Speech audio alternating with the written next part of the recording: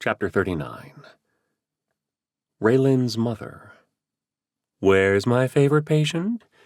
The nurse cupped her hands around her lips when she said favorite and winked at me. I pointed toward the room they entered a few minutes earlier. "Her uncle took her on a walk. They'll be back soon." "Okay, I just need to document a set of vitals." She examined me with her eyes and frowned. "There's something different about you today. You seem relaxed, happy.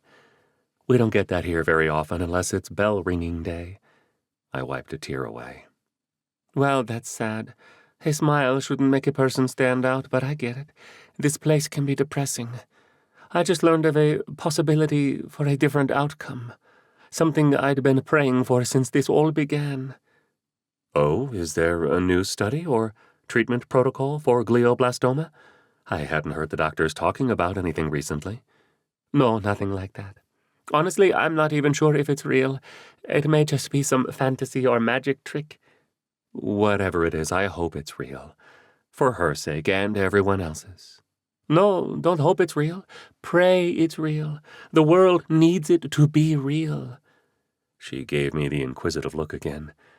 The one nurses use when patients give histories that don't seem plausible, but they have to document it anyway.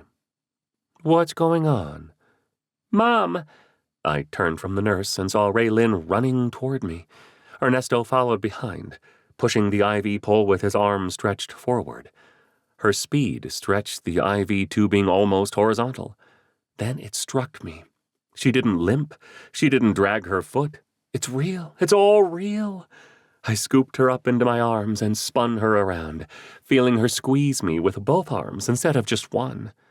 "Hey, careful," said Ernesto. The IV tubing now lay on the floor, dripping its contents through a bent needle and creating a small puddle that had ripped out of her chest when I hugged her. The nurse dropped her clipboard and grabbed gauze to protect the port site. "It's fine. She won't need that poison anymore," said Ernesto's friend. I shifted her weight into my left arm so I could reach out with my right. I had to hug this man who cured my little girl. "I don't know how you came to be here today, but thank you. You saved my precious angel." "Mom, he said my butterfly is gone. Does that mean I won't become an angel?" I released him from my hug and moved my hand to cup her cheek. "Yes, you can still be an angel someday, but until then, you can be absolutely anything you want to be." "Hey, that's the doctor from the news, and that girl can use her arm and leg again. He just healed her cancer." The shout came from somewhere on the opposite side of the room. Ernesto and his friend shared a quick glance as the sound of chatter rose in a quick crescendo. Parents stood up and headed toward us. "Doc, we need to scoot out of here. I don't like attention. Bye, sis." Ernesto leaned into me for a quick hug and then jogged toward the exit with his friend trailing close behind. They made it through the door before the throng of family members closed around them. "Mom, who was that man?" I looked down at her. "An angel, sweetie. A real-life angel." She wiggled herself in my grasp hard enough to make her wings flap. "Then he should have wings like I do." I laughed harder than I had in months. "Yes, he should."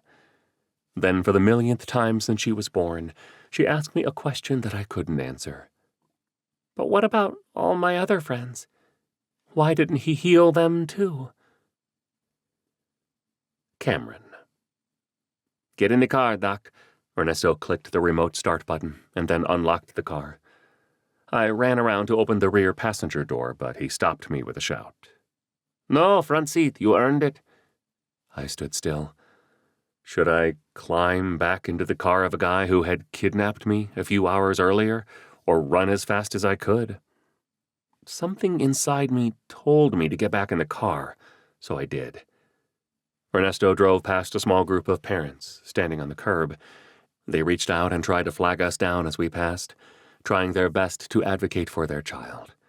I turned away and stared at my legs as a wave of nausea flooded me. I reached for the door handle and tried to control my breathing. "You okay, Doc?" "No, stop the car." "What? Why? They're going to swarm us if I stop." I pulled the handle and cracked the door. Ernesto slammed on the brakes, sending the door flying open. I jumped out and ran. "I'm not going to hurt you," screamed Ernesto. I know, it's not you I'm worried about. I spun around and yelled toward the car. Be right back. The group of parents parted as I approached, but they spoke as one voice. I raised my hand to quiet them. Yes, I'm that guy.